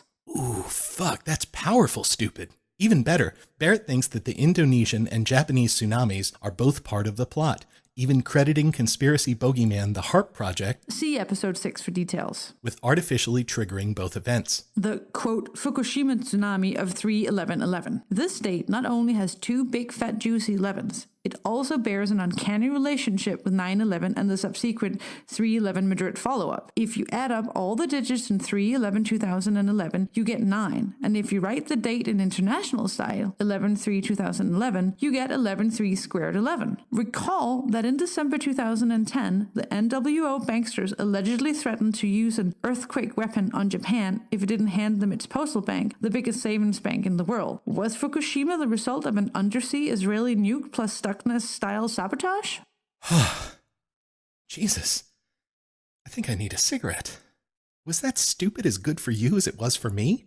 So the thing all of the above false flag conspiracy claims have in common is a total lack of evidence. But earlier we saw how frequently the CIA, to name just one clandestine agency, actually did plan, if not carry out, false flag events like Operation Northwoods. So nobody's going to believe Barrett or Jones because they're completely nuts. But still, what does a plausible modern false flag look like? Well, it might look a lot like the St. Petersburg bombings in Russia in 1999. There's a magnificent story about this subject in episode 614 of This American Life, which I recommend highly. Here's host Ira Glass offering a quick synopsis. Petersburg bombing. There was another bombing that people speculated about. And in that one, there actually was some evidence that raised real questions. That happened right when Vladimir Putin was coming to power. This was back in 1999. Boris Yeltsin was president, running Russia. Putin was the prime minister. Not well known, not well liked, polling at 2% as a possible presidential candidate. And then, Putin had only been prime minister for a month. There was a series of bombings of apartment buildings in Moscow and elsewhere. 300 people died. Putin blamed it on Chechen rebels, invaded Chechnya, started the Second Chechen War, which he won. It was a popular war, catapulted him into the presidency. When he took office, he had 53% of the vote. And even back then, when he took office in 2000, there was a question. Did he bomb those buildings himself to create the pretext for the war? In his own right? Producer Robin Simeon then goes through a carefully pieced together, thoroughly reported story that presents the most likely evidence for and against the idea that Putin or his associates may have false flag bombed their own people. And the evidence is significant. It both suggests that Chechen terrorists would have had a great deal of trouble carrying out the bombings they were accused of, and also verifiable information connecting the FSB, again, that's like the modern KGB, to that evidence. But even with all of this, which is far more support than any of Jones or Barrett's claims have, the piece draws only very tentative conclusions, saying this raises difficult questions, that the story may be hard to conclusively prove one way or another. It leaves room for more investigation, as well as the possibility that we will never have definitive answers. Contrast that with Barrett and Jones' absolute headstrong assurance that their evidence-free accusations are bulletproof. That's because the This American Life story is reporting.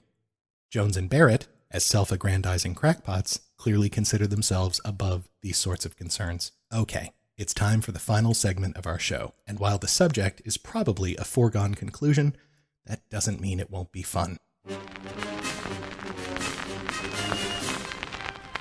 now, ladies and gentlemen, from the four corners of our great land, we present this episode of Profiles in Crazy.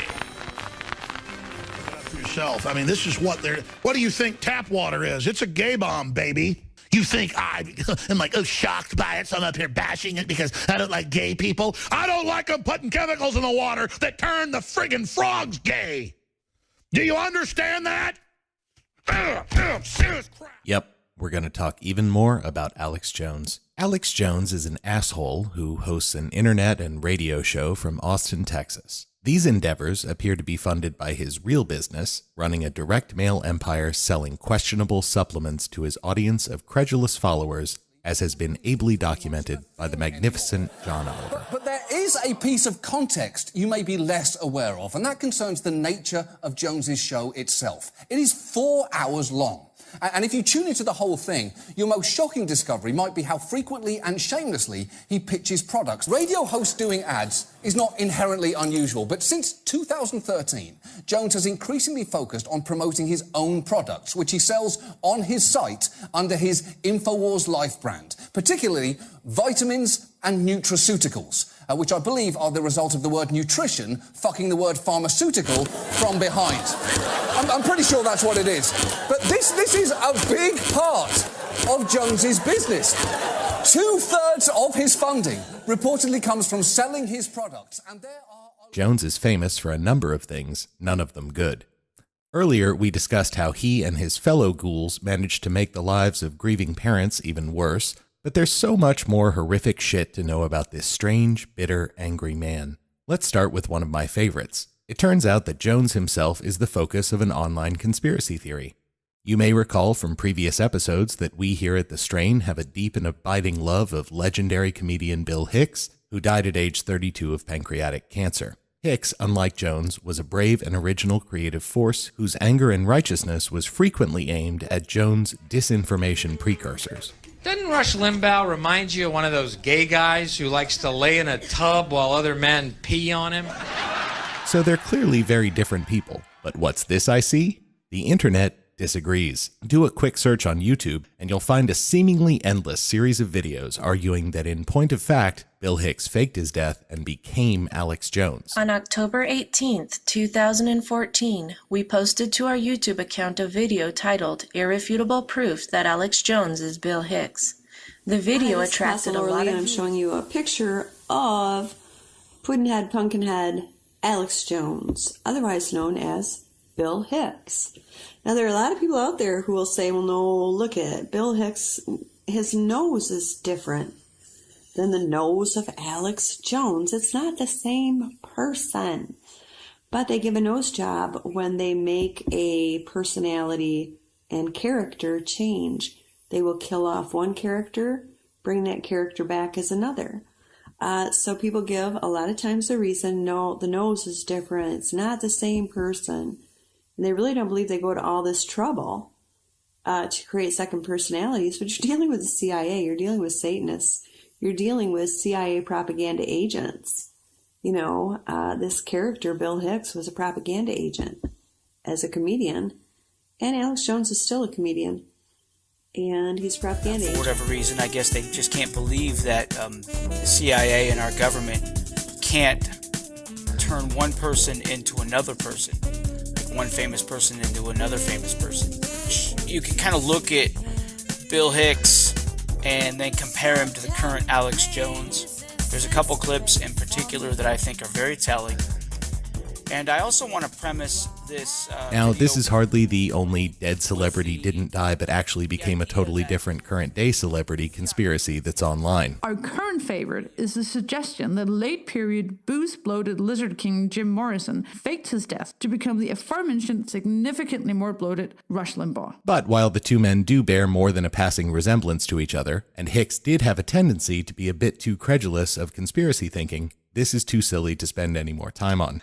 Instead, let's turn our attention to Jones' most recent exploits. In the run-up to the 2016 election, it suddenly emerged that then-candidate Trump didn't get his information exclusively from Fox News, as was previously assumed. He was also a devotee of InfoWars, and in fact, he very famously called in for a real mutual tongue bath of an interview with AJ himself, as memorialized by this hagiographic InfoWars spot. Nice guy. I know now from top people that you actually are for real, and you understand you're in danger, and you understand what you're doing is epic. And your reputation's amazing. I will not let you down. You will be very, very impressed, I hope. And I think we'll be... A few months after Trump won, Megyn Kelly announced that she would be interviewing Jones. Many were concerned that this would give Jones and his lunacy too much credence. Fortunately, though, Kelly did a great job of holding his feet to the fire, especially with regard to his disgusting behavior on Sandy Hook. The whole thing is a giant hoax. How do you deal with a total hoax? It took me about a year with Sandy Hook to come to grips with the fact that the whole thing was fake. I did deep research, and my gosh, it just pretty much didn't happen. At that point, and I do think there's some cover-up and some manipulation, that is pretty much what I believe. But then I was also going into devil's advocate, but then we know there's mass shootings and these things happen. So again... But you're trying to have it all ways. Right? No, I'm not. If you wrongly went out there and said it was a hoax, that's wrong. But what I already answered your question was, listeners and other people are covering this. I didn't create that story. But Alex, the parents, one after the other, devastated. The dead bodies that the coroner autopsy. And they've blocked all that, and they won't release any of it. That's unprecedented. All even, of the parents even the decided reports. to come out and lie about their dead children. I didn't say that. What happened to the children? I will sit there on the air and look at every position and play devil's advocate. Was that devil's advocate? The whole thing is a giant hoax. Not that he's learned anything from his previous mistakes. Since Newtown, he's insisted that the Boston Marathon bombings were a false flag. Real evidence of this being a false flag is that they've covered up that, and they lied about it in the press conference, the drill that's now been confirmed. It was in the Boston Globe, that was covered in News 15. I went on the radio today, hours before this happened. It's on record, the 15th of April, and I said I can see all the scripting with the TV shows, the movies, where it's the right-wing patriots that are going to stage the terror, they're going to merge with Al-Qaeda. Just about 30 minutes ago, it's like 4:25, show people the atomic clock, 4:25 Central. So at about 4, they come out and say that it could be right-wing groups. Now look, here is... At the beginning of the Boston bombing story, Alex Jones came out with a conspiracy theory, of course. It's a false flag operation, and the government was going to use this to blame the Tea Party. Now, it turns out there was a problem with that theory because the government didn't say the Tea Party did it. In fact, they found 2 Muslim brothers who had done it. And Alex Jones went, well, of course they did. Why, of course? Looks like you were totally wrong. No, once they found out I was on to them, then they switched it into a double false flag and made them Muslim. And now they're going to come back and connect it to me so they can go back to the Tea Party angle. What? And then the lizard people take off their masks and they go, whoa. And that the Charleston church shooting by a white supremacist was a false flag. But when it happens, it's huge news, and they can hype it, and then you can bet your bottom dollar there will be other racist, crazy people that will go out and attack blacks now, and vice versa. Racist, crazy black people will go out and do the same thing. And we just barrel towards the summer with every historical analyst, financial analyst, cultural analyst saying this summer is going to be explosive, probably going to have a race war. Matt Drudge said we could see the fall of America. I really believe you do have an excellent observation, as if that this is being enticed, or this young man on a drug was given instructions. It's amazing to me that he picked such a historical place, a site that would be endeared by African Americans, in order to go in and cause this carnage. That's right. He wasn't. That's a great point. He wasn't just trying to kill black people. He wanted to stir folks up, or whoever advised him. I mean, does anybody believe this chili bowl haircut guy that looks like he's got a 70 IQ? I mean, he looks, I don't mean to be mean, he looks mentally disabled. He looks like Dumb and Dumber. Does anybody believe... There has been another hilarious twist in the form of Jones's divorce proceedings. He was trying to maintain custody of his children, which presented a bit of a dilemma. After all, the insane ranting that made him so popular among lunatics on the internet is also the kind of thing that might convince a judge that he's not a great parent, which led to this amazing argument from Jones's lawyer. But now his own lawyer suggests Jones shouldn't be taken at his word. His comments came during Jones' custody battle over his kids. According to one report, attorney Randall Wilhite said Jones is playing a character on his radio show, that he's actually a performance artist. Of course, Jones knows where his bread is buttered, so he immediately claimed the lawyer's quotes were being taken out of context and that he's only a performance artist when he wears a lizard mask, a top hat, or Joker makeup. All of which he has actually done. Oh, and there's also a clip of him making himself a tinfoil hat on the air. Remember how in our last episode we fondly referred to Art Bell and his totally credulous acceptance of every conspiracy theory that comes his way? Well, Jones is like the nightmare version of that. Instead of spooky conversations and knowing asides, Jones screams, rants, and puts on a macho, tough guy show about how fucking pissed he is at his enemies, both real and imaginary. And as we've seen with Sandy Hook, his irresponsible nonsense influences people whose grip on reality is even more tenuous than his. These things just keep happening. For example, in 2016, we were all treated to yet another insane conspiracy. I'll let Stephen Colbert walk you through this one. Fake news of all is something called Pizzagate.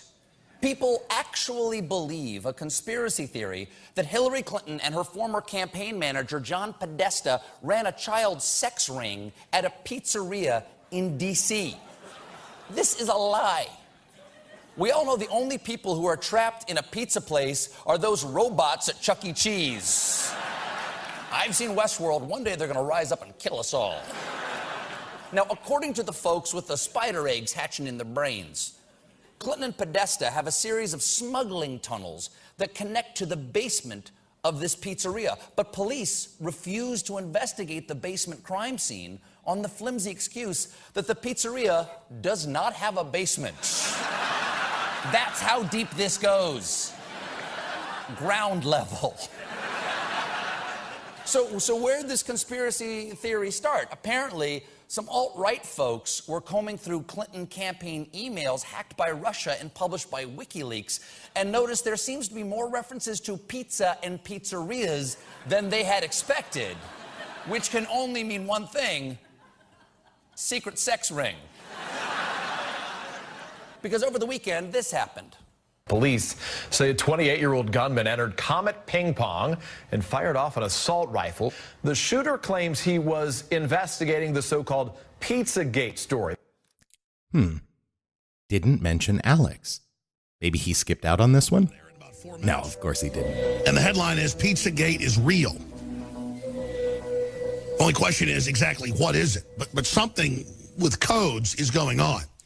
The weird satanic rituals and stuff like, we'll have the kids for your entertainment, ages 6, 7, and 8 in the hot tub waiting, and Obama wants $60,000+ worth of hot dogs, and they're getting delivered. And then you go to law enforcement sex code documents, they're using all the key codes. The codes for kids, the codes for men, the codes for women, the codes for black people, the codes for Latinos. You know, people want me to look into it. I may just have to take off a week and just only research this and actually go to where these places are and stuff. They go to these pizza places. There's like satanic art everywhere. There's art of these people where they're shoving children into women's vaginas. I can't even say this stuff on air. I mean, you know. I'm very sad to have to bring you this news, but we knew it was going on from our sources. And now it's out in the open. We've got the Clintons involved with hardcore Satanism, blood rituals, Aleister Crowley stuff. The WikiLeaks have released it. Google has had to authenticate it. WikiLeaks has come out and linked to sites that are reporting this is about child trafficking, Haitian children. As a father, as an American, I'm very ashamed right now of this country. And we don't take any pleasure in the fact this is going on. But this is the truth of what we've become. It does make you wonder, though, what would have happened if Alex had actually bothered to go and, quote, investigate Comet Pizza himself?